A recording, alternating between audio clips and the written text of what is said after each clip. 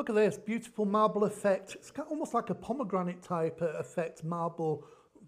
I was going to say flower, fruit. I think it's a lotus flower, but you've got that beautiful marble effect there. Now I'm just going to show you a very quick technique of using the large 3D appliques or the 3D designs that you can print off. When you print the designs off, you've got various options. You've got the large, medium, small, and the mini ones as well. Maybe some of you get a bit confused about what should I do with the big ones. Now you can do all your interior design. You can use them for lots of different things. Great if you want to do your lacquered trays, so you could stick them down on your trays, a black tray, varnish over the top 3 or 4 times. You've got all the beautiful ways of doing that so it looks like marble. You could use them on the wallpaper as wallpaper, make up your own kind of friezes, etc. Lots of things you can do. I'm just going to show you a very simple way of making a large card, a butch card. It's a flowery card that'll do for men. So here we go. And what I've got here, I've cut all the sections out already. There's the big lotus flower. Now I'm just going to make my card. Now to make that, I've got 2 pieces of card. Now I've got fairly thin card here, but you probably need thicker card. What I've done, I've just taken a small section here and creased it down there with my ruler and put some double-sided tape. What I'm going to do is just butt the next one up to that there like that, and then just fold that over and stick it down. I'm going to take off the background paper and just stick that as I go. And there I've got my card that I'm going to be working on. As you can see, I've got finished paper here, but you can use it quite much thicker card if you want to.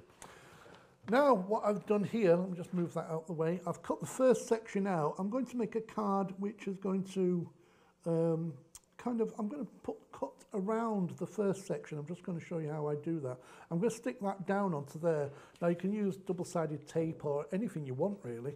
I'm just going to use some a glue pen. That's if it lasts. I need to get a new one. Knowing my luck, I'll just get to the end and it'll stop. No, there's just enough there to go on there. So I'm going to stick this down. I've got choices here where to stick it. I can stick it towards the end here. I can stick it in the middle. I'm going to stick it here so that the base is on the bottom there like that, and then stick it down here. I've got quite a big area left at the top here like so. So what I think I'm going to do is trim this card and just trim it. Let me just find my cutter. There's my cutter. See, I'm making this up as I go along. It's called chaotic crafting. Now I'd measure that if I was a clever boy, but I'm not. I'm just going to do it by eye, because to measure it would take your valuable shopping time up. And I just want to make this simpler, so you can just have a quick look at it. So I've cut that off. You could use scissors as well if you want to.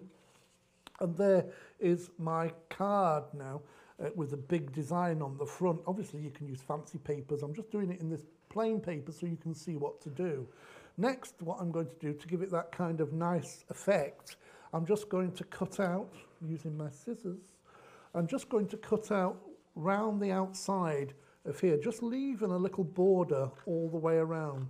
Now this border, you could also do lots of things with it. You could use the edge of an ink pad that you do your stamping with to give it a kind of a faded out look. You could use a gold pen on the edge. You could use different paper underneath, etc. So that, let me just open that out so you can see I'm cutting this out. I'm going around the edge like that, and I'm leaving a border. You could, if you wanted to. I'm going to go this way. Now don't forget, I'm doing everything upside down, back to front, so it's much more difficult for me than what it actually is. And cut there around like that, and then cut up here like so. Now I'm just going to leave it like that. If I put some different coloured paper underneath that, I can just show you quickly with this one how that would look. If I open that up and just put the paper in there, you can see how you get the two-tone effect there. So it's up to you. I'm just using that at the moment. Let's pop that one back there. That's another demonstration that you can go and have a look if you want to. So I've got quite a big card here now. I could put some different kind of paper in there, some marble effect paper, anything I wanted to build it up. Let's say you could have all sorts of fancy paper you can go and download. But I've also got these, I've got the decoupage sections here, and they're all foam padded up. I'm just going to stick this down over the top. Oh, there I go. What a surprise. I did it wrong. You can stop laughing, madam.